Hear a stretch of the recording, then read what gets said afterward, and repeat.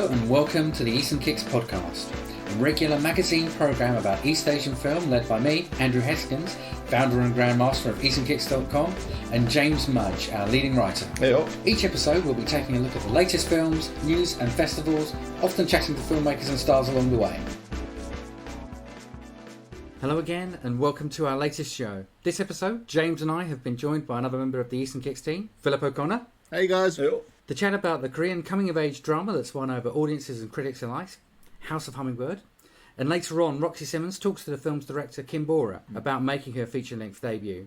We'll also be hearing from the first of our Udine Far East Film Festival campus correspondents. But first, let's get to that important question. What are you drinking this episode, James? Well, it's such a nice, sunny, too goddamn hot day here in London, so I have a nice bottle of a Spanish red wine, soft and fruity, which has been chilling very nicely in the easternKicks fridge. You know, so it's a nice chilled red wine. I might even put an ice cube in it later if I have to, because it's too hot. Yourself? And so I'm still flying the flag for our... the Howlin' Hops, perchance? Yes, nice, our local boys. Indeed, this is a can of Secret Hotel. Secret Hotel. Secret Hotel, which is a DDH Rye name. Pale Ale. The percentage? 5.5. It's lower than your usual standard, sir. I'm not sure if that's a folly technically, but you get a pass. Borderline. You get a pass. So on to our feature presentation. Directed by Kim Bora, House of Hummingbird has played various festivals since it debuted at the New Currents competition at Busan International Film Festival in 2018. That includes Berlinale and the BFI London Film Festival in 2019. Picked up various awards and currently holds a rating of 100% on Rotten Tomatoes. Fair enough, but it's a long list of awards. It is a very long list of awards, and we might mention them a bit later on. But yeah. we'll come on to how deserving it is. But maybe Philip, you could start by giving us a quick précis of the plot for the film. Sure. So the film is set in the mid-1990s, specifically 1994 in South Korea, and it follows the adventures and tribulations of a young 14-year-old girl, Yoon Hee, played by Park Ji-hoo, who she's ostensibly an average student in school. However, her home life is kind of a disaster insofar as her parents constantly push their eldest son higher and higher to loftier educational goals. They look down on their middle sister, and she, as the youngest in the family, is often ignored, if not outright blamed for stuff that she has never actually done. Also in school, she has to navigate the problem of the class, for whatever reason, because she doesn't apply herself academically, have labelled her as a delinquent, even though throughout the film there is no evidence whatsoever that she is a delinquent of any kind, except for one particular incident which does have an effect on the plot, but it isn't actually any reason why she should be a delinquent. Where should we start? You know, I mean, it's a very well shot film. Yes, yeah, it's quite beautiful. I agree with that for sure. There's some fantastic performances. The lead actress is really great, very nuanced. Absolutely, and she's in pretty much every single scene of the film as well. It's one of those films which is completely focused, like on the lead character and everything as well. So for a young like actress, and I read that they said that it took a few years to actually find the right, actress for the role and stuff. And yeah, I mean, it's clearly a deeply personal, semi-autobiographical, I think, film. It does feel very, very genuine. Yeah, it does. Sure. There's no kind of gloss over it. The setting in mid-90s, South Korea, you can tell that it's very unreconstructed in terms of gender roles and gender expectations. There's a bit of an underlying kind of toxic masculinity going on in terms of some of the relationships that the lead girl has with her father and with her brother, and even their expectations. Yeah, sure. I mean, like the key word there for me is kind of underlying. Like everything in the film is kind of underlying. There's nothing. I mean, compared to we watch like a lot of like Korean dramas or whatnot and everything like that in films, and the melodrama tends to be ramped up. I think it's fair to say. Whereas in this one, it's dialed down, which is kind of unusual, I think, for this kind of film with this subject matter in Korea. And I think that's one of the things which is quite different about it. To be fair, you know. And I think that's why it's generated so much interest as well. But it's definitely, I thought, it is focused on a more of an international audience. I think so. There's a mix of crew from South Korea and globally. The soundtrack, which I really like. Yeah, it's a nice soundtrack. It's kind of the very kind of electronic kind of sound from a German guy called Matija Stuniska. Apologies to our German listeners. Yeah. Butchering some fine Deutsches. But yeah, absolutely. I agree with you, man. And it's really... what I quite liked about it was also that there are some pop songs, Korean pop songs of the time, and actually that electronic sound works with kind of a very simplistic pop that kind of... I mean, I'll say that's one of the not problems or anything I had with the film, but I thought there was some very obvious date stamping. And they're like, every once in a while, whether it's somebody playing a piece of music, a bit on the TV, or somebody holding up a newspaper, just to say, yeah, look, this is 1994, everything like that. And some of this pretty obvious, which is, it's not... There is a reason why it does that. I know. Without any spoilers, there is a reason why it does that to a very specific... Well, it's not even really a spoiler. I mean, most synopsis you read on... I don't know if I'm going to read the Wikipedia synopsis, but it's one line long, and it's in Seoul, 1994. The year of the Songsu Bridge collapse. 14-year-old Yoon-hee wanders the city, searching for love. I mean, it's a very strange description insofar as it tells you absolutely nothing about the plot. I mean, yes, that's which is a good thing. Yeah, that's a good thing. It's better than the entire plot that you get on quite a few Wikipedia. Yeah, but it sounds like Eyes Wide Shut. Like she's just wandering the streets looking for, It does sound like the lyrics from Imagination's Body Talk as well. Searching for love. In all the wrong places. Yeah. That too. But yeah, it's and I can kind of understand it, because in a way it is kind of a hard film to sum up with a plot.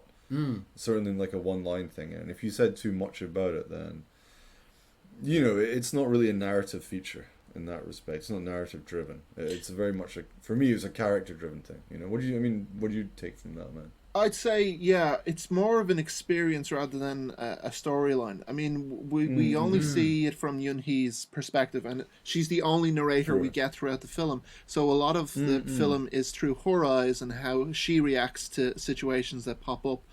I found the film, initially it was a bit difficult to understand Yoon-hee's reactions insofar as, first of all, I'm not South Korean. Secondly, I'm not 14 anymore.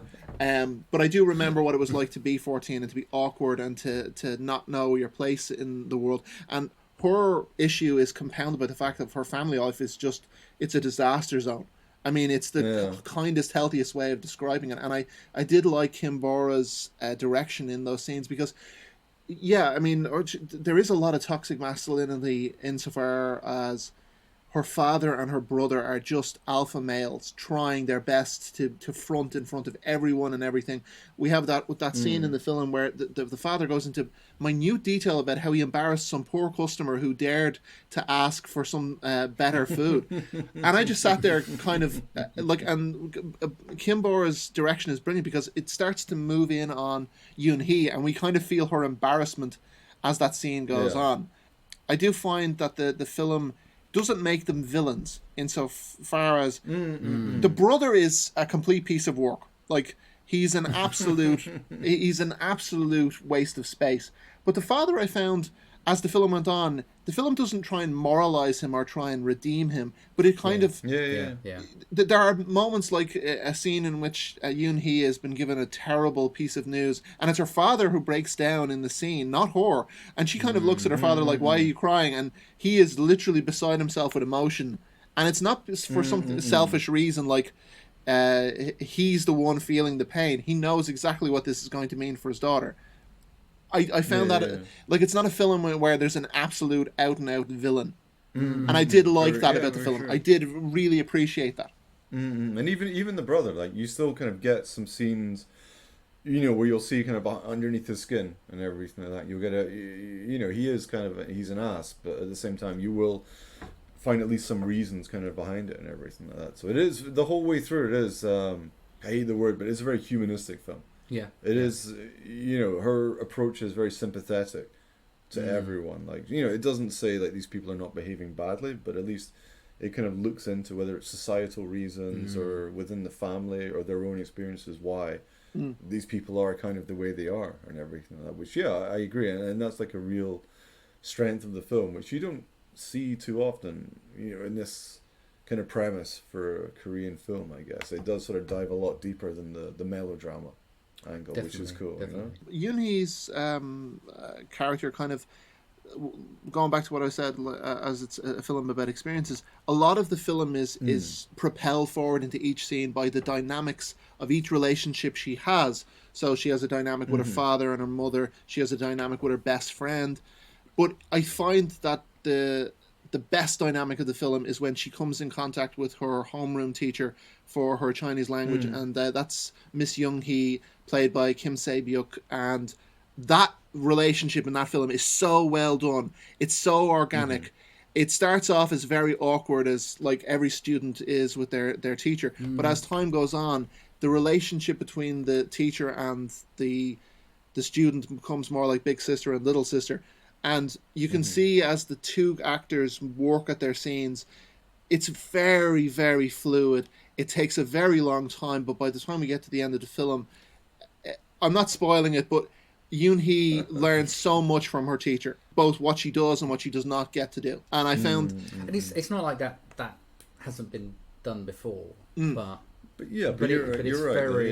It's natural feeling. Yeah. It is. I mean, and I think that is one of the key strength of the film, is that it's very, very natural. It kind of, you know, on the downside, it meanders and drifts. But on the plus side, that's more realistic. There's not much in the way of like artificial, kind of forced catharsis and drama. And it's quite interesting because there's lots of elements that actually don't get fully explored, and that's quite deliberate because it is meandering towards the catastrophe of the Seongsu Bridge. But there are so many kind of elements that really don't go anywhere, just like in life. True. They don't necessarily go anywhere. Exactly. I don't think you can get away from the fact that the film is far too long. So it's 2 hours 15, 2 hours 18 minutes. 18, something like that, yeah. It's... I think the film. Me, that's... Yeah, I think the film could have used 25 minutes cut out of it. It would have been fine at 25. Yeah, like it's 2 hours and 20 minutes long. I think it would have been fine at about an hour and a half, an hour and 45. An hour, exactly. 90 minutes. Boom, sold. Great film. Yeah. But 2 hours 20. I think that the problem is it's a catch-22 situation. If you chop parts of the film out, yeah, it would be faster and you would get there. But a lot of the deliberate slowness that Kim Bora is going for in a lot of scenes would just be killed outright, because she'd have to start making decisions about, well, I've got 5 minutes for this scene where she doesn't do anything at all. Now I have to worry about 2 minutes where I have to get exposition. It's a catch-22. The film can't win. Not for me. Not for me. As soon as you say that, can I get rid of the 5 minute scene where nothing happens? Like, yeah, probably. I'm not really a man for your slow cinema and whatnot and everything. So I'm not going to be converted to that.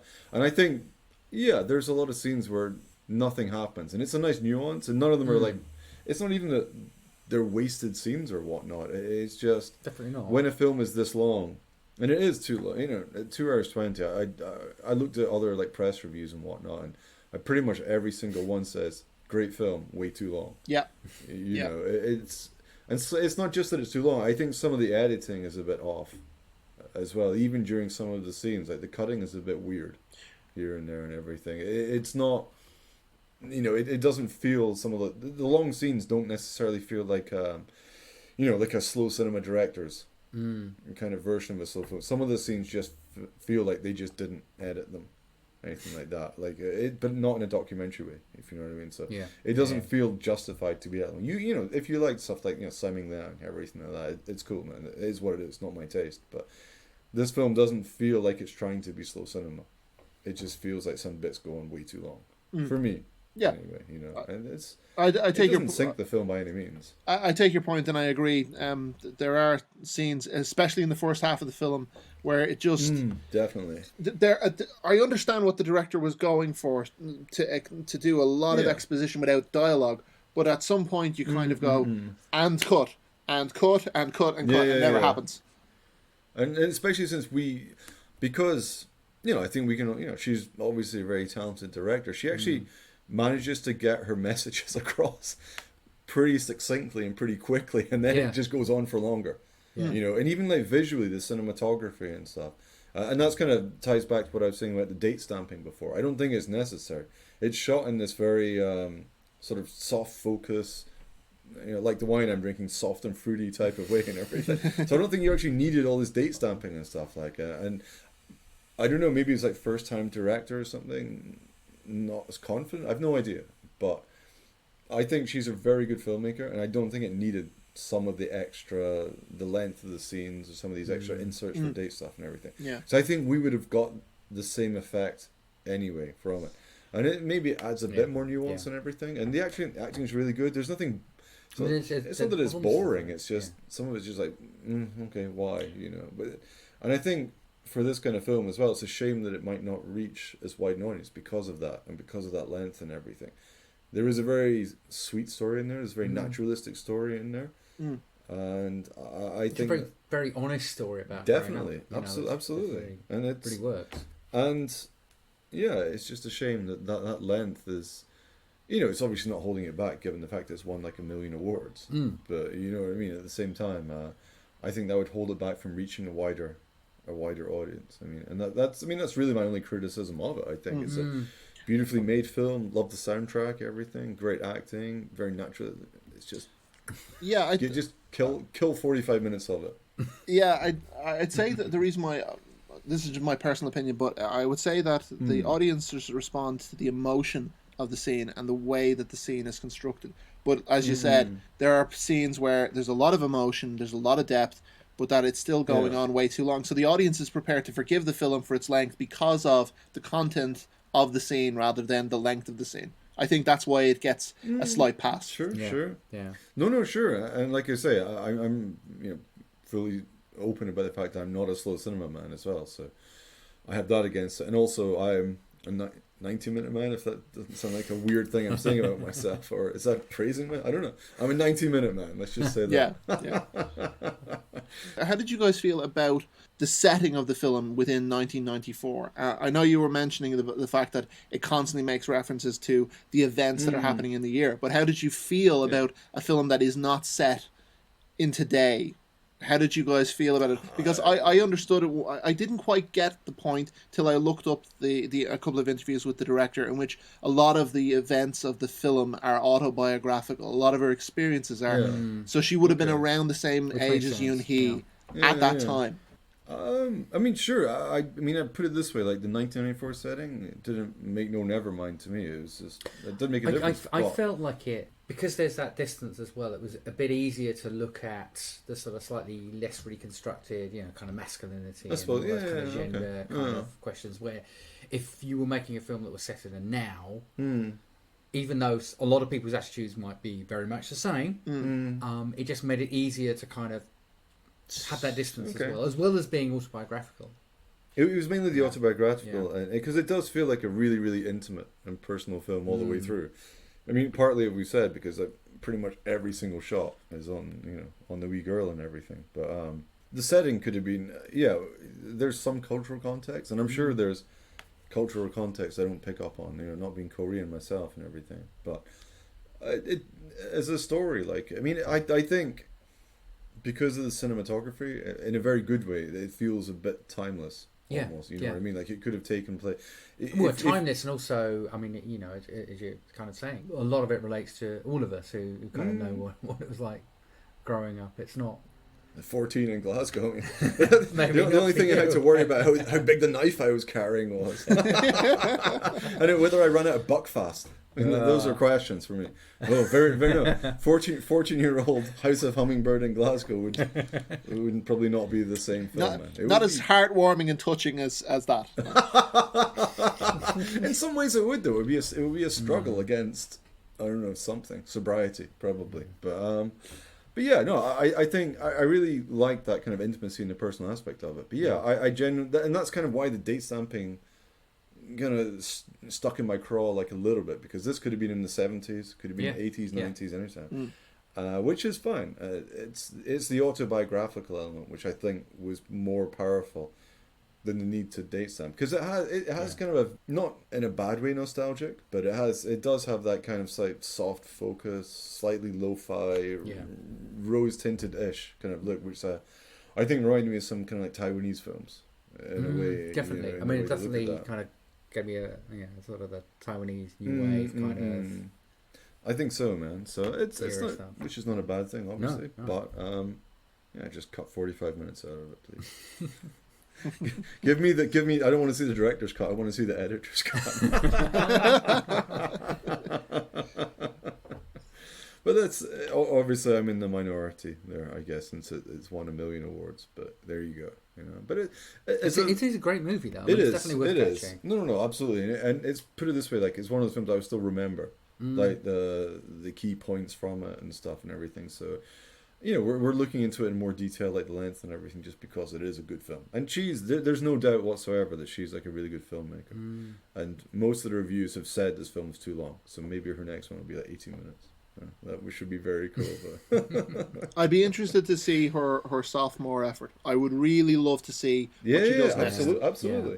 No, definitely. And she's definitely made it like a huge international mark with this film. So there's going to be a lot of attention on whatever she does next. So I've not seen, she did a couple of shorts first or something, I think. Yeah. Whatever she does next, I would 100%. I'll be there, man. I'll definitely watch it and everything. And it's kind of a shame. I have to say, like, obviously I didn't see the film in the cinema either, and I think if I was trapped in a cinema and I couldn't leave, then the slowness might have been less of an issue than watching it kind of on my widescreen, flat screen TV. Yeah, I'd say because you have distractions, you have your phone, you have the outside world, and the TV can only hold your whiskey your and view. whatnot and everything. I think that if you were in a cinema and we were watching this, I think it would be very absorbing. You would kind of lose all sense of time. I agree with that.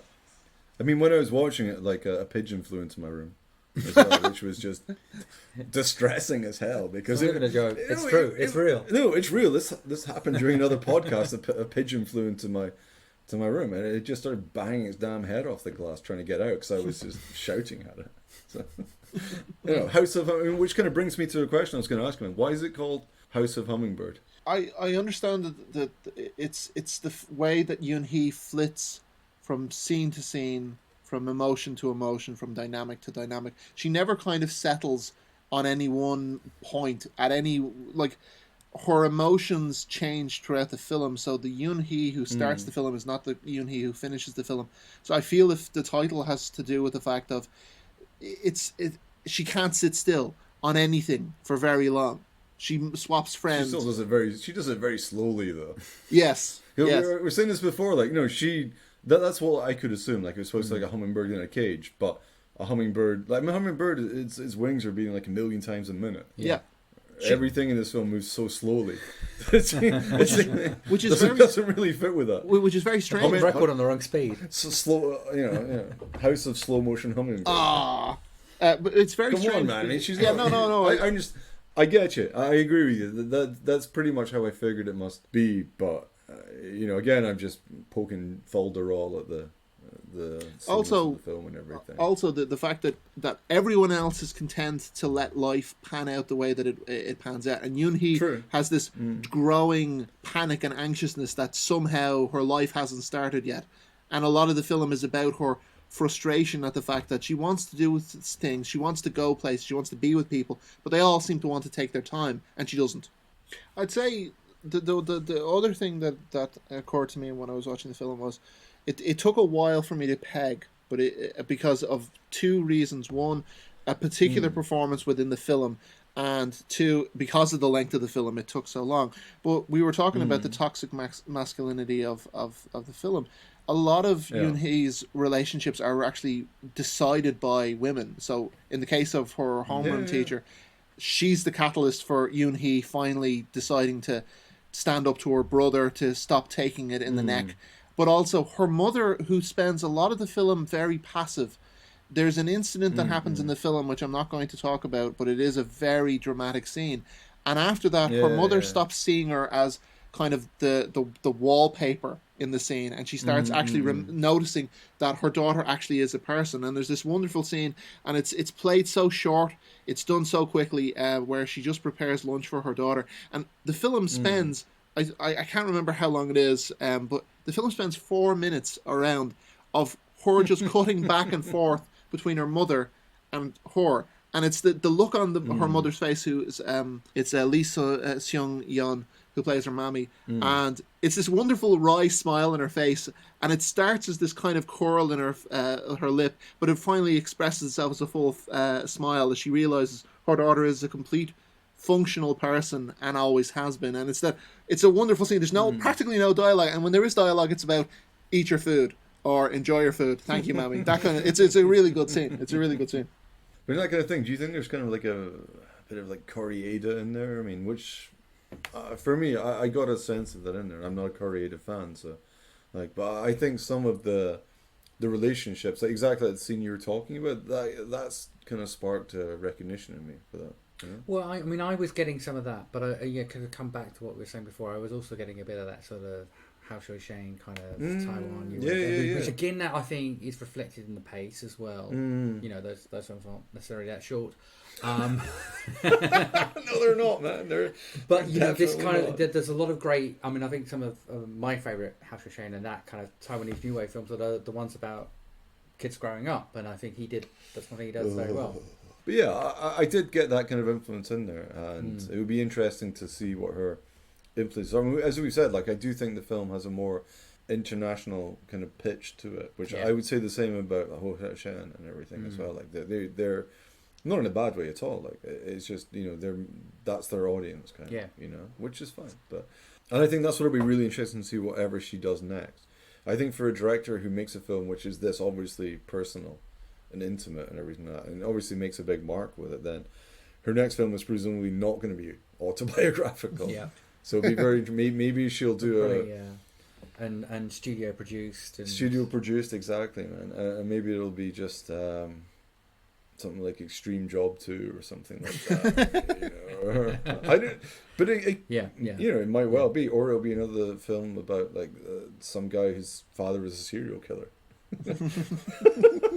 So it'll be one of these classic Korean genres, everything like that. So, or The Drug King Part 2. Which I'll put on my list and I'll never watch. Like joking, no, but that's the way. It's very interesting. We in that kind of studio system and everything. Yeah. Somebody's had this kind of hit. There's not a massive indie scene still financially. I mean, there's a good indie scene in films that get produced, but the second films and third films, I mean, it's a much. It's often that step, and I think it's we often see very interesting directors go awry after that. So I mean, it would be interesting to see what happens next. Absolutely, and it would be a shame if even if she makes another super long film. Fair enough, that's probably better than if she just goes down the commercial route. But very interesting to see, man. Definitely, you know, she's shown more than enough talent or more than enough vision, you know, kind of as well. Even the parts I don't agree with, I have to respect. You know what I mean? Yeah. Meanwhile, our Roxy Simmons got to chat to the film's writer-director herself, Kim Bora. So I rewatched your film because I watched it last year when it was at Fantasia Film Festival, and I really enjoyed it there, of course. But I rewatched it today ahead of the interview, and it kind of reminded me what I've really enjoyed about it. And one thing I wanted to start with really was if you could you tell me a little bit about the inspiration for the film? Like, so House of Hummingbird is like an extended version of the short film, The Recording Exam, and I made that short film in 2011, and whenever I had Q&A, audiences would tell me that, ask me question like, how Uni would grow after this short film. Mm-hmm. And I thought, okay, I like this question because they asked this question as if Uni is alive. Mm-hmm. And I started to think maybe I should make this short film into a feature film. And then House of Hummingbird began in 2013 after the short film. But actually, the initial idea and like emotions about my adolescence and people's adolescence, like collective traumas that we all go through when we are teenagers. Mm-hmm. I wanted to kind of touch upon that topic since I was graduate school, my late 20s, because that was the period that I studied film in New York, and that was my first time in being in the US and like a foreign country and speaking new language. And it was all very unstable. The life over there was very unstable because like I didn't have any friends and family in the first year, and I was in school and the study was very intense, and I felt very like isolated. And I started to have this dream about my middle school period. Mm-hmm. And I realized that the feeling of me feeling isolated and not very content in graduate school brought these memories and dreams about middle school. Then there must be some connection between these two.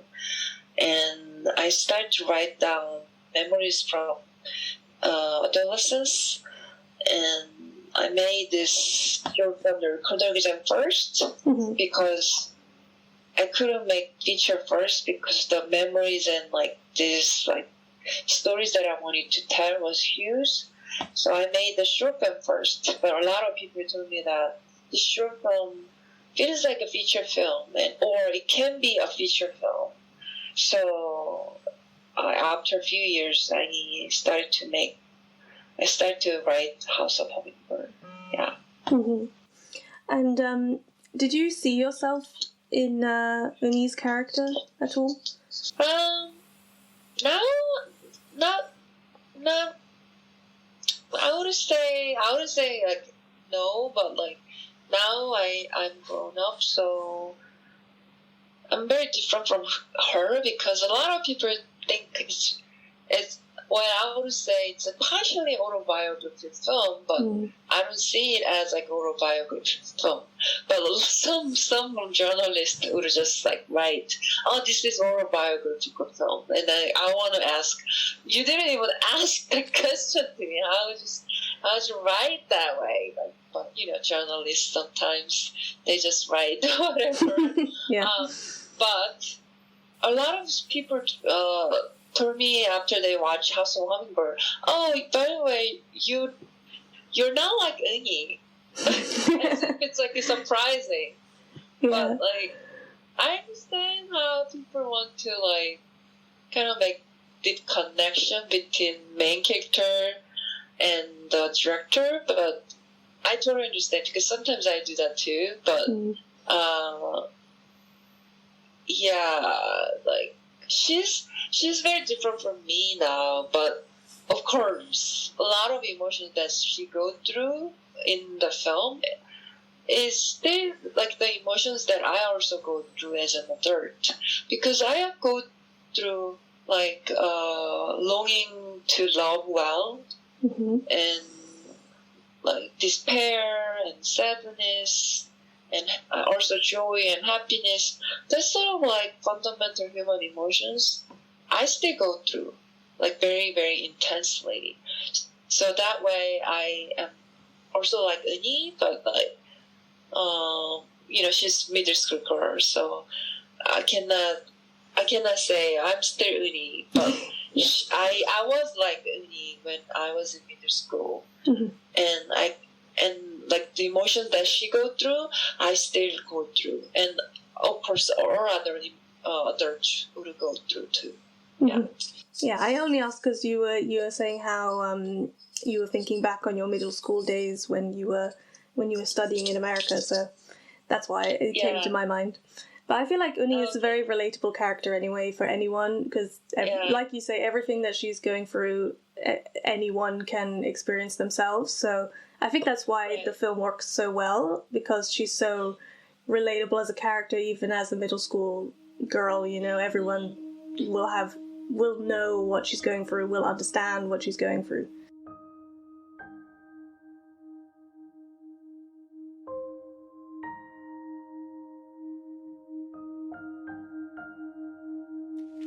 아빠 뭐 입고 왔어? 뭘 그렇게 뭐가 불어? 어? 아유, 내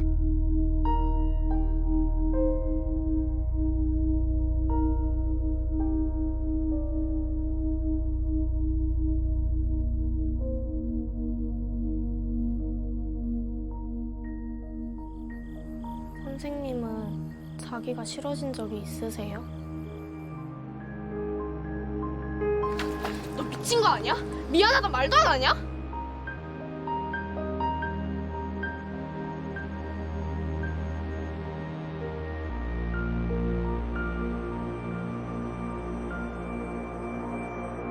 여러분이 아는 사람들 중에 속마음을 아는 사람은 몇 명이나 될까요?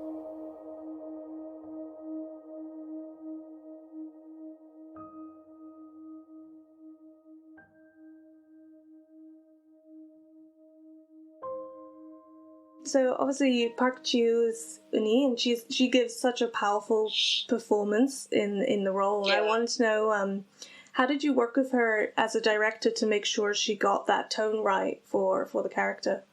I think from the very beginning she was very talented. So when I had the first audition with her, she read the script very well. Not just like reading well, but she understood the subtext, because the script is very written in like a nuanced manner. Mm-hmm. It's the dialogues are not on the nose, and there is like subtext between lines, and not all the teenager actors could read the subtext because they just read mechanically sometimes. Mm-hmm. But Ji-woo was very different. She knew when to pause, when to have some space between lines, and that's possible only when the actress really understood the subtext and the nuance and details and the subtlety. And she was very good at reading the subtext and acting from the very beginning. Mm-hmm. And so I thought she's the character. And then before we shoot the film,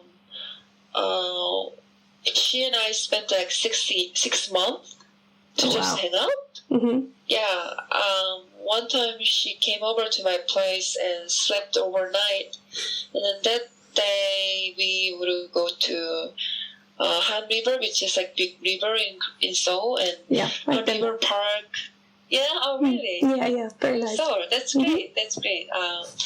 And we would just walk and take a stroll and just talk about like anything, not about the film.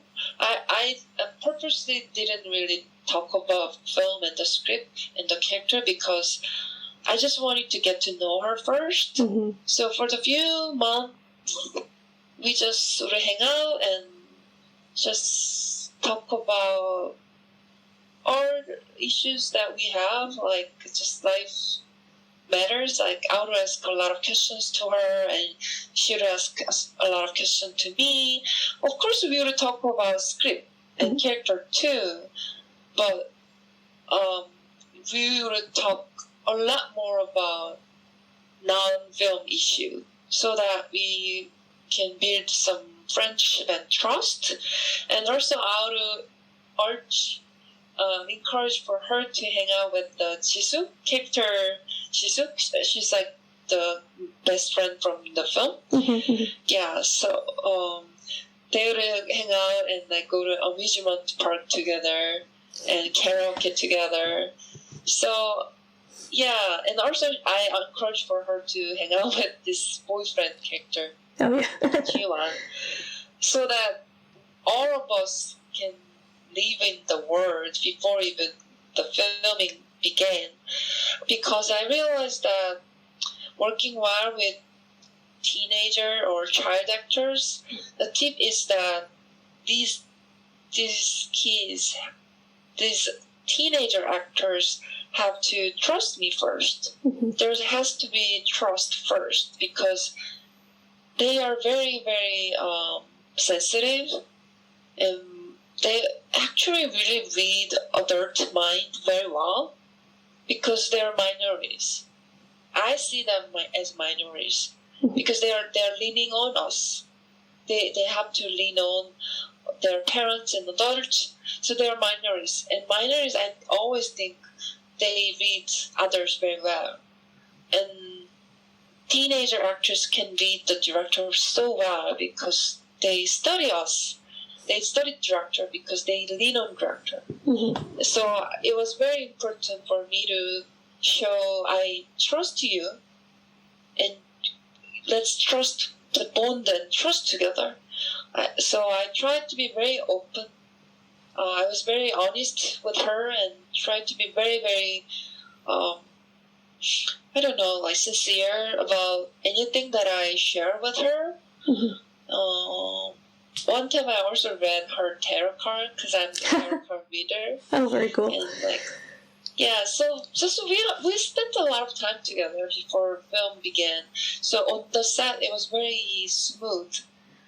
She understood my direction very well, and on the set, I would always ask these like fundamental questions. I would always ask whenever we shoot new scene. I would always ask this question: Chiho, where are you going? Where are you heading here? Mm-hmm. Where are you coming from the very previous scene? And what do you want to hear in this scene? What do you want? And what do you the character to tell you?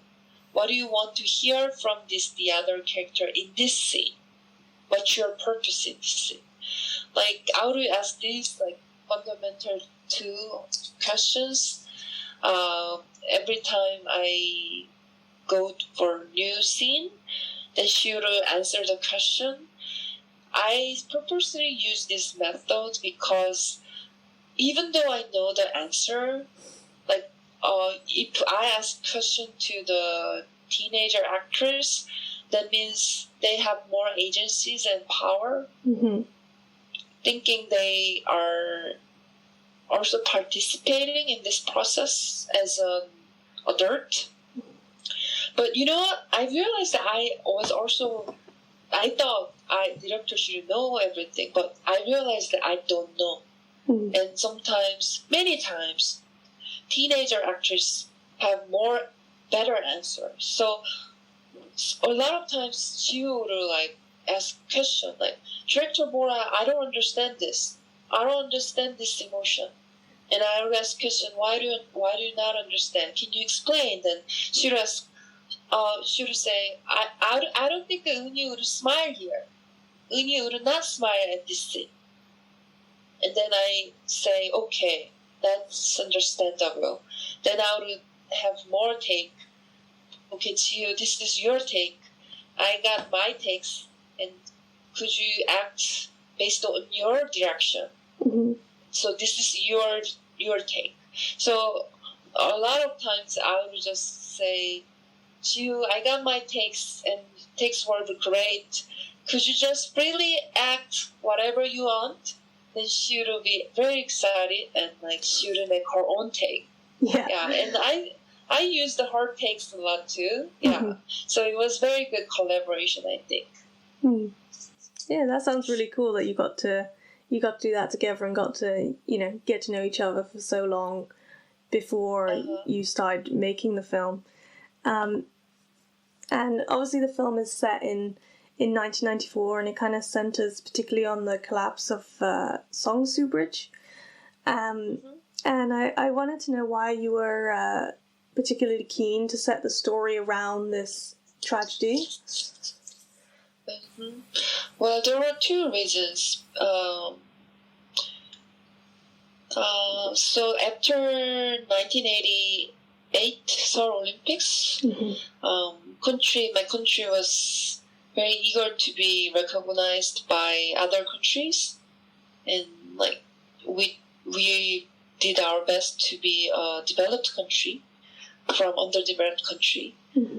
And Seoul Olympics 1988 was like the biggest national event that the country had, and that Olympics was successful, and people were very excited about like being a developed country after the event. So in the early 90s, and from after the Olympics, and around the time, like a lot of development happened, and that was very like symbolic, because the country built everything so fast without thinking about the safety, and then 1994 the collapse happened, and then 1990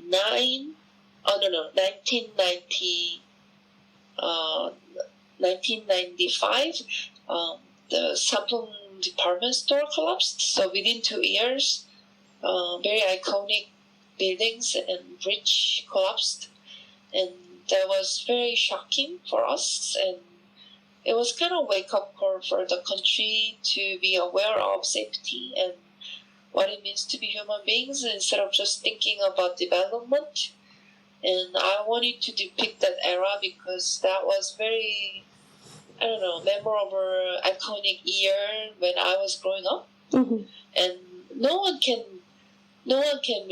forget about the accident, the tragedy. It was so traumatic, and it was very collective trauma that the whole country had to go through, like 911 in the US. Yeah. So I wanted to depict the era because in the film House of Hummingbird, Uni is going through collapse, her inner collapse.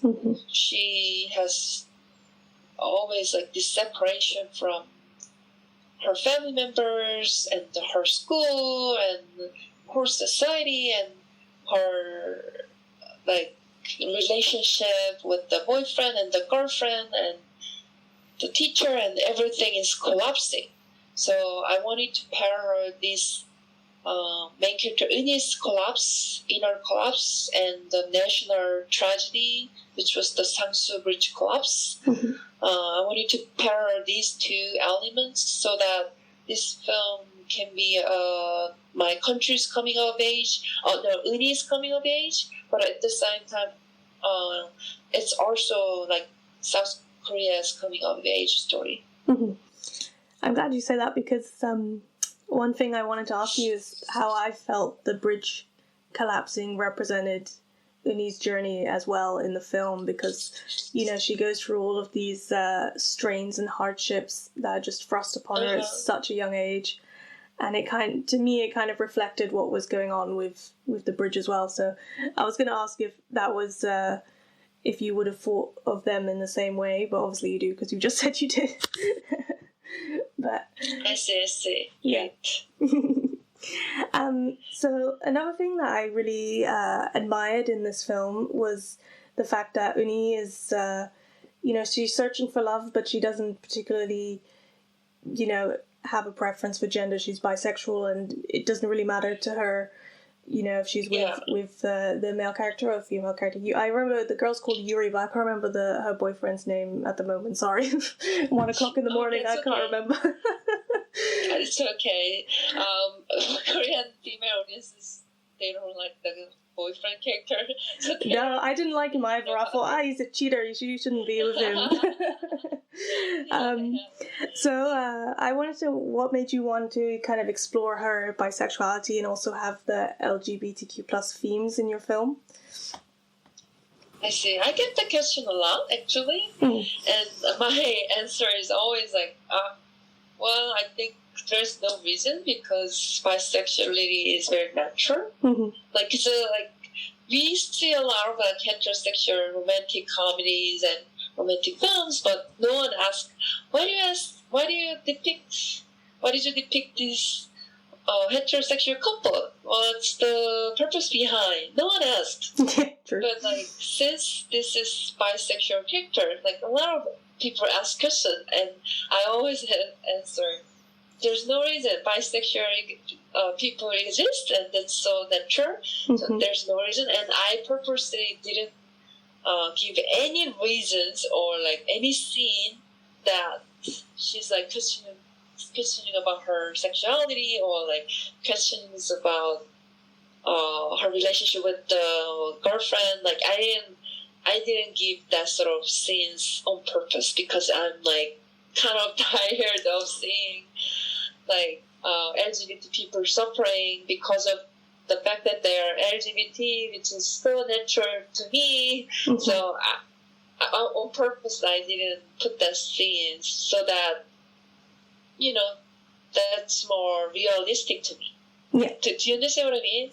And Yeah, like yeah. that's also more liberating. Yeah, like LGBT people don't need any reasons anymore about their identity and about their sexual identity because that's so natural. Yeah. Mm-hmm, mm-hmm.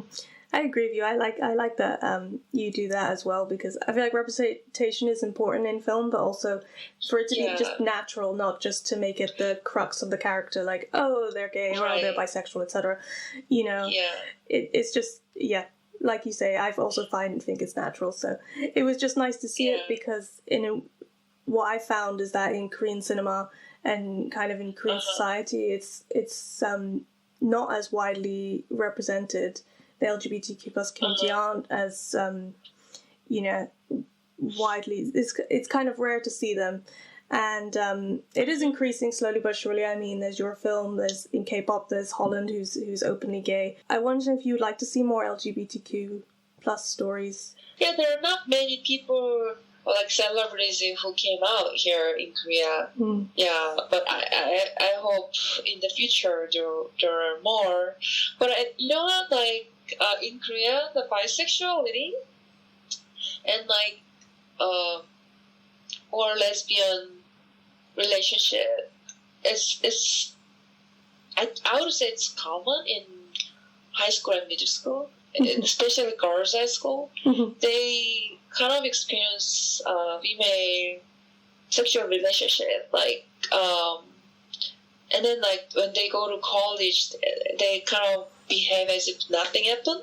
That's sort of like girl culture. It's very common in Korea. So a lot of cartoon graphic novels, they deal with that sort of subject. So it's not like really, really rare, but I would say in film, in cinema, it's rare because like in like subculture, like graphic novels, it's still there are quite many books about bisexuality in Korean high school and middle school, but like making film it like costs money, so I guess that's why the subject is not very, very popular. But I would say in Korea there is culture like that. Yeah, I would say it's culture, but maybe I would say oppression. There was culture like that, but like when they go to college or when they become adult, they hide or they forget because of the social norm. Yeah, I would say, yeah. Moving on, this is obviously your first feature film, and I wondered if you could kind of tell me the experience of making this film, and were there any particular challenges in making it? Because, I mean, obviously you'd worked on a short film before, but moving from a short film to a feature film must have been a step up in a way. Yeah, it took like 6 years for me to finish this film. So it was a long journey, but I think it was worth it because I didn't make this film like to make film, but I would say it was like very therapeutic journey, like reflecting my own memories and going through like collective traumas that people go through, and I was more able to like get to know like very deep human emotions while I was writing the script. And I got a lot of comments from many different people, like from all walks of life and like all ages and different sexual orientation. Like I would get comments from them and apply their comments into the script so that this script can be like universal story. That sort of like writing process was hard, but I think it was very meaningful. And then after, but like the main issue was like funding. It was very tough to get funding for feature film. I didn't get any commercial money for this film, unfortunately, but maybe it was fortunate because of that I got to be very, very rebellious and like have much freedom on set and on editing. No one told me what to do, so I got lucky actually. For first feature, I think I recommend people to just make your own film, but getting government funds was like really hard. Like I got like 7 or 8 different sources of fund from government film festival, Sundance Institute, Busan Film Festival. So it was a long journey. That's why it took many years for me to finish this film, because the funding process takes forever. Yeah.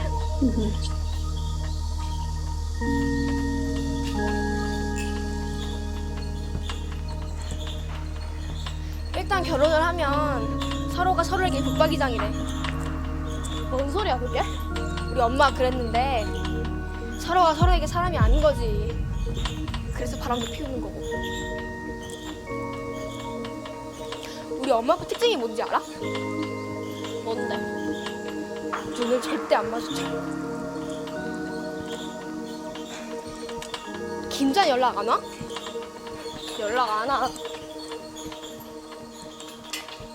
야, 우리 꼬리까리 하자. 그래? Upon its release, the film has obviously done hugely well around the world. I think I saw it won 59 awards or something like that, which is incredible, so impressive. And thank you. and I wanted to, how'd that make you feel after working on the film for so long? Yeah, now it's 60 awards. Yeah. Wow. 60. It's amazing. I know, it's kind of surreal. And I get that question a lot. Everyone actually asks, how do you feel about it? And actually, I got really lucky to get these 3 major film awards in Korea. We have like Korean Oscar type of film awards, which is Baeksang and Cheongryong and Daejong Award. And this film got all awards from all these 3 big film awards. And especially Baeksang, I got Best Director Award. Oh, that that's was amazing. actually, yeah, that's amazing because they don't give Best Director Award to a first-time director, and they only gave Best Director Award to 1 female director in their histories. They've been like many years, like. So I became like 2nd female director in their film award history, and that was huge news. But the day I got the award, I was very depressed. Oh no. Actually, every time I got awards, I was very happy and excited, but at the same time, I was very lonely and sad too. It was very complex emotions.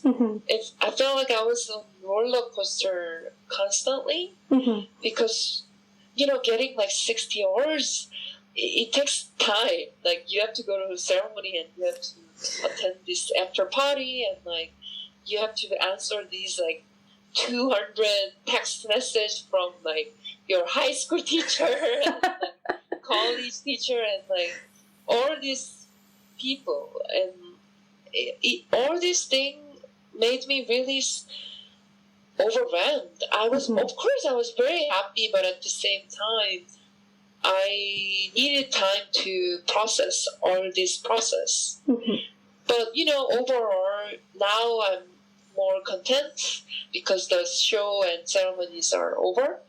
But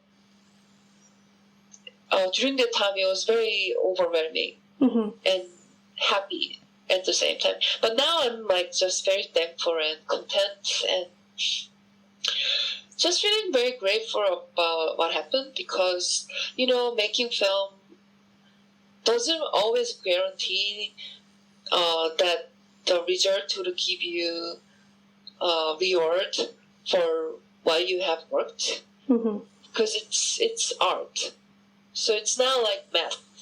So I felt very lucky that those years that I felt very, very pain and joy and all these tears and blah blah blah made its way and got to meet excellent audiences and getting these awards. It was very miracle, I think, and I felt very fortunate, and I am very grateful. It's like pure gratitude that I did something out of love. I really love this film, and this film, I wouldn't say this is like 100% perfect film. I still think there has to be some, some, I don't know, there are some things that I'm not happy with, and I feel like I can do better, but I am 100% happy about the love and effort that I made, because it was just pure love, and I was very confident to say I did all my best for this film. I was very confident. I am confident, and but getting loved for what I loved, it was very miracle. So I felt very grateful in the end. Yeah, that's great. I think it's well deserved. And 60 Awards was amazing. Thank you very much. Yeah, you're welcome. Yeah. So, obviously with what's happening now in the lockdown, I'm not sure what it's like in Korea, but in the UK here, it's still pretty much locked down because of the coronavirus crisis. But right. I wanted to ask you, with getting all of this attention globally and winning all of these awards, has it kind of helped open the door in a way for your next project? Yeah, I am about to start my second feature film. Great. And it is gonna be big budget film. Oh, wonderful. And and also I like the project, and so I'm excited. Yeah, I'm excited. Oh, but you know what? I should keep it as secret. So maybe I should just say, I got a lot of offers from good companies and good agencies, and I'm very happy that this little indie film made its way, and they find potential from me that I can, do the commercial big budget film, but still well made film. Yeah, but I think I am very happy that audiences find this film very interesting and enjoyable, because House of Hummingbird, it got good critic review, of course, but in Korea, but the audiences were really, really passionate about the film. They didn't think the film is too long or boring, but they were so engaged, and they shared their enthusiasm after they watched the film. So that really made me happy, more than the awards and more than anything, because especially a lot of Korean female audiences, they see Eunhee as their past.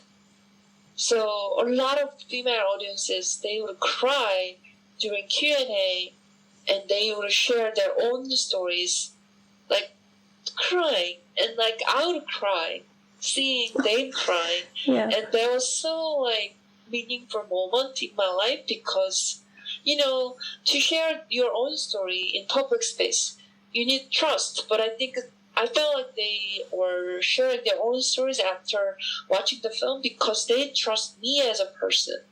So I felt so grateful, and that was very magical encounter that you can have that sort of intense moments during Q&A, which is like public conversation. But that happened a lot of times every time I did Q&A. So a lot of my actors were crying too.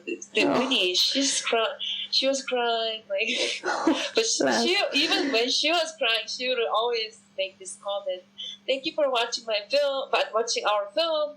Please spread the words so that this film can go well." She would always like promote her film. That was cute. Yeah. Yeah, that's very sweet. Okay. With your kind of future projects, would you like to, in a way, touch on stories of women more? Well, not more, but continue to touch on stories of women throughout the years. Because I mean, it must have. Well, it's so nice of you to hear all of these female audiences kind of responding to your work in such a way in the Q&As. Yeah. Yeah, I guess I'm always interested in women and like their resilience and their characters. They're very they're inspiration to me. Mm-hmm. I would say they're muse. I don't like the word muse because it's very like objectified word. I don't objectify women, but like female friends and like my mom and all these women around my life, they inspire me, and I guess that inspiration always reflects on my characters in my film, because that's my life. So I would say I would always try my best to depict women, Mm-hmm. as human beings, because in a lot of films, women characters are developed as sexual object or just object, Mm-hmm. or additional secondary characters for supporting main characters. But I don't see women that way in my life. So I would say my perspective on women, seeing them as human beings, would always apply to my other films. Mm-hmm. Yeah. Great. I'm very glad to hear that. With your next film, I'm just wondering, what is the filming process going to be like? Because I mean, I can only compare to here, but what is the? I mean, with everything that's going on with the coronavirus, has it impacted at all, or is it just?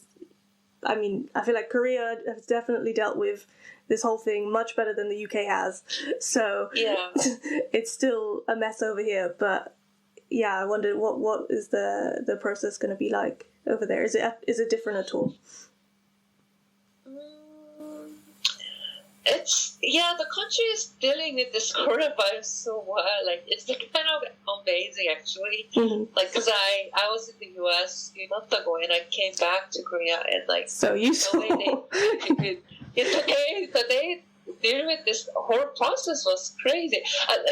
Insanely, no, I would say impressive, because they would text me if I don't log into this app that I kind of report to my temperature every day. They would call me, and they would send me big package of food while I'm quarantine. Yeah. I know it's impressive. Mm-hmm. So I guess film industry it's not that intense like other countries, Mm-hmm. but of course it's the worst time in our film history too. But still there is film shoot going, Mm-hmm. although it's limited, and still people go to cinemas, Mm-hmm. wear mask, and everyone wears mask on the street. Everyone. Mm-hmm. There's no exception. I'm very surprised and actually kind of secretly proud. I never I never was nationalist ever. No, I never try not to be. I would always try not to be proud of country, because that's, I don't believe it. But this time, because of Corona, I was secretly proud, although I don't say that much. Yeah. Yeah. So I guess my country film industry is relatively safe and still going. So I would say maybe next year or 2 years later it will be okay. I hope it will be okay, but I still don't know because there are also film shoots that are cancelled because of Corona, which is really sad. But you know what? And actually, because of Corona, the film industry went back to this period that they only like invest comedy and very, very commercial film that can be, sold out. Like ticket sales are going well. So because of Corona, a lot of films which are more challenging and arty got cancelled. Sadly, I see. That's true. Also, yeah. Yeah, that is sad. But I just hope when I shoot, things get better. And of course, things have to get better even from now because a lot of people are suffering, and I am sad. But I don't know. It's unusual, like very surreal situation. So I wanted to know, what kind of story would you like to explore next? I mean, you don't have to tell me obviously what is the particular film that you're going to work on, but what kind of stories would you like to work on in the future?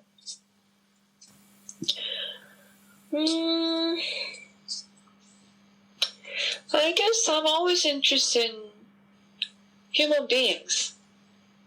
Well, it's too basic answer, but I'm more interested in character, I think, and like very deep human emotions. Yeah. And what kind of genre that I deal with, it'll be always different genre film. And for example, even if I make war film, I am very much interested in war film. I wouldn't particularly deal with battle scene much because I think war is not about battle and spectacle, but a lot of main films deal with like very like operatic, spectacular battle scenes when they make war film. And I think war really happens after the battle. And if I ever make war film, I would always focus on battle in daily lives instead of showing spectacles and operatic death. That's not my ethic. So, like, even if I make sci-fi film, let's say, it'll be different. Like, I would want to depict in a different way so that I can make my own film. Yeah. And I'm always interested in, like, minority and marginalized people. Or even if I deal with, like, major topic, I would want to show and, like, bring different voices that are not heard.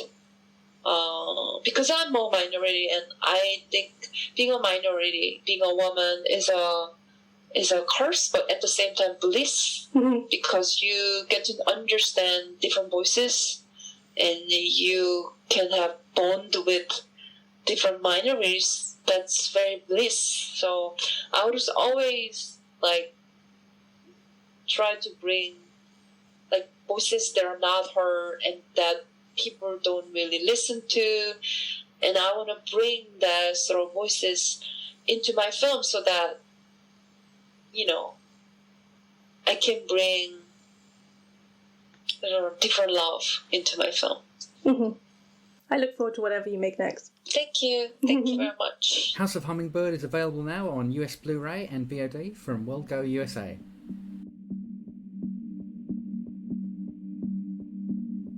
Hello, I'm Adora from Singapore, and I am part of this year's Udine FEFF Film Festival campus. The film I would like to talk about is Edward by Thorpe Nazareno from the Philippines. In the film, chaos first ensues in a packed and rundown hospital. Patients are stranded in the narrow hallways, and nurses are overwhelmed. The war on drugs, a terrorist attack, a natural disaster, or the coronavirus? All these crossed my mind as I wondered as to what catastrophic event could have occurred to to have warranted such a mess.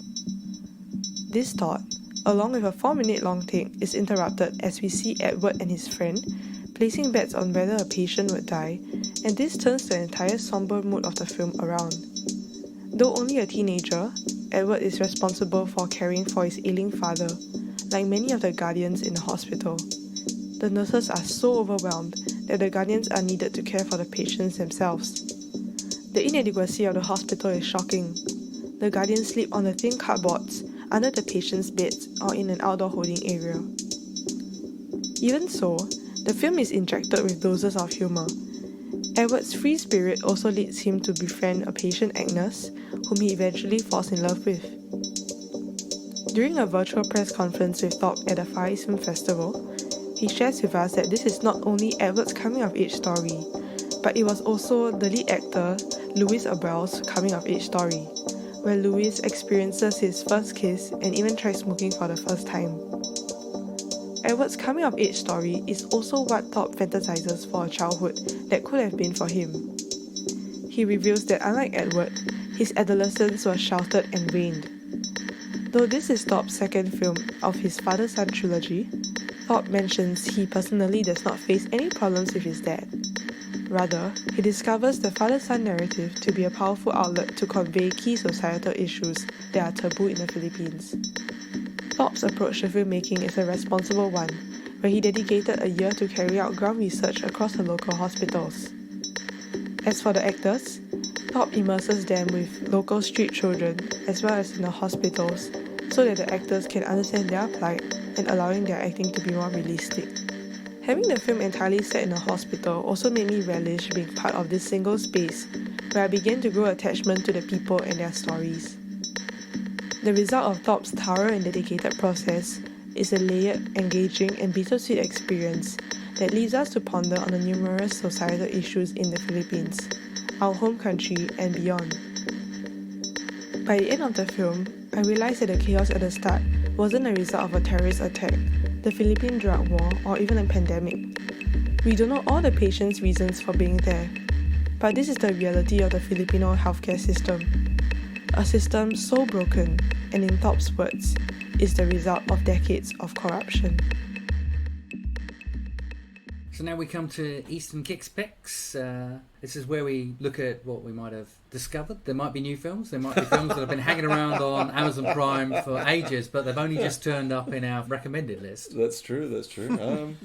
I think there's a few genuine new stuff around this year. So we have Double World, probably is the main one, where it was added to Netflix very recently, and that's it's one of those ones which was supposed to have been released in the cinema in China first. So it's a proper big budget film, but because of the old like coronavirus and everything, obviously it's not. So it's been sold to Netflix, taking a dive.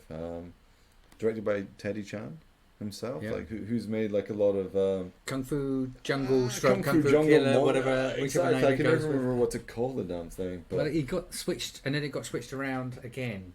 It wasn't going to be Kung Fu Killer, and they changed it to Kung Fu Jungle, and then they changed it back as well. But there was another film called Kung Fu Monster as well, which confuses me, which is a completely different film. But he did like Bodyguards and Assassins and stuff as well. So he very creditable director. But this one apparently is based upon like some online game or something. Which is like very that. much the thing at the moment, isn't it? Fair enough and everything. I mean, it's happens in the West. There's no reason why it shouldn't be happening in No, exactly. China. If you need like a very cheap cash in and everything, why not, man? Everything. But that's to be fair, it's I watched it. It's actually pretty decent. Like for that kind of 3 out of 5 stars type of thing. Everything. If it had been made during the Zoo Wars era with like practical effects, would be cool. I think almost the entire film was shot on green screen. Yeah. And everything. And the main problem is kind of like the cast is pretty weak. I have to be honest, I'm not massively familiar with the cast and everything, but they're all kind of like young, good-looking folk and everything who can't that's my act thing that at the moment. well. It's just, there's something like that kind of massive on-screen charisma. Exactly. So it's not like the old days with Leslie Chung in the house, like Stephen Chow turning up and things. There was, Yeah. But speaking of which, I mean, that's a find for me on Prime in the UK. The original Chinese Ghost Story trilogy, the trilogy are there they in HD. They just sneaked on there in HD. Which I'm very excited about. I don't really need to say anything more about them apart from if you haven't watched them. Why? But no, you're right, and that's a classic example. I mean, who put them there? Why are they there in HD right now to watch on Prime?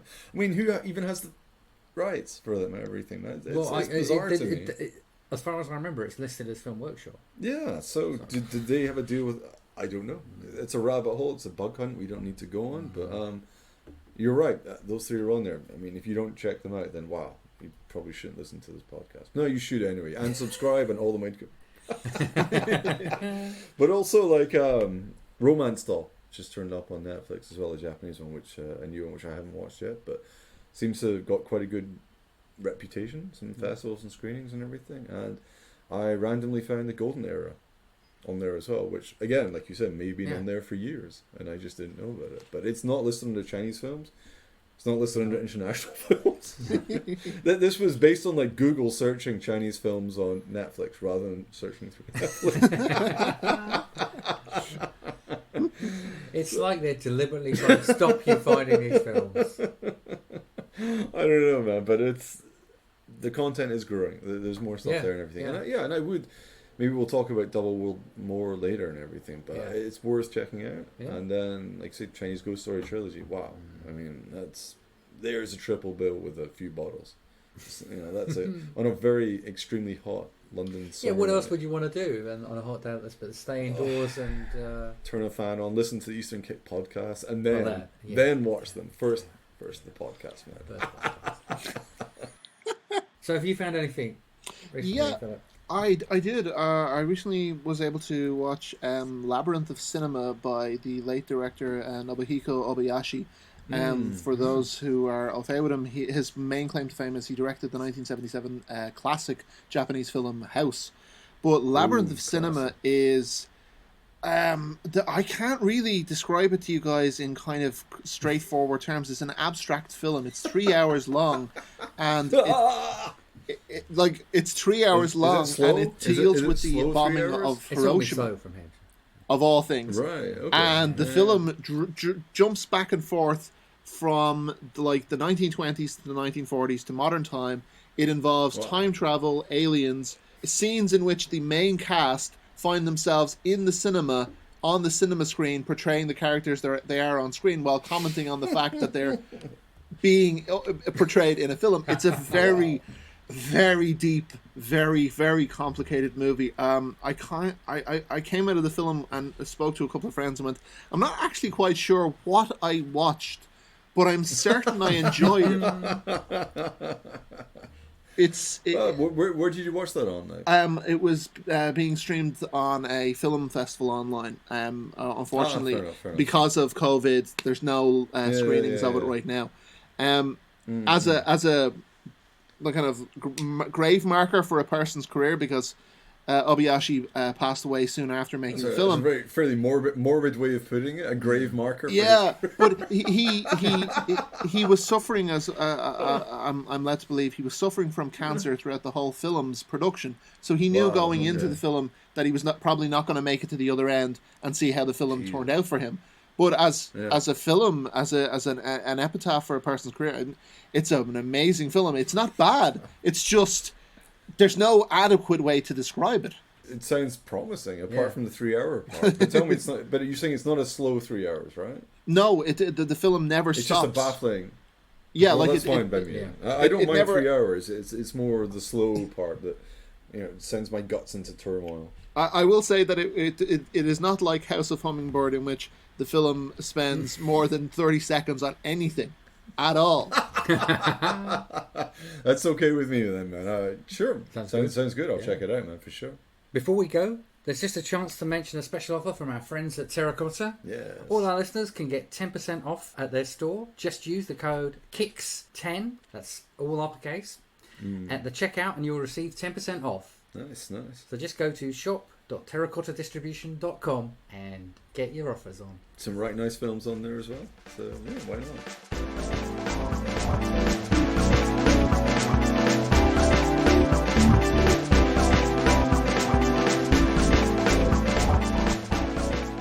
So that's it for now. Thanks to Philip for joining us for this episode. Hey, thanks, Tom. In coming episodes, we'll be supersizing with a Gaiju special. jumping on board the Train to Busan sequel, Peninsula, doing a whistle-stop tour for the history of the famous Shaw Brothers studio, and chatting about manga artist Junti Ito, as well as all our usual features, reviews and episodes. So don't forget to subscribe to this podcast on Apple, Spotify, Google, or whatever platform you use so you don't miss a show. And you can also catch up on all our previous shows as well. Let us know what you think on Facebook, Twitter, Instagram, Pinterest and LinkedIn. But for now, cheers. Cheers. Cheers.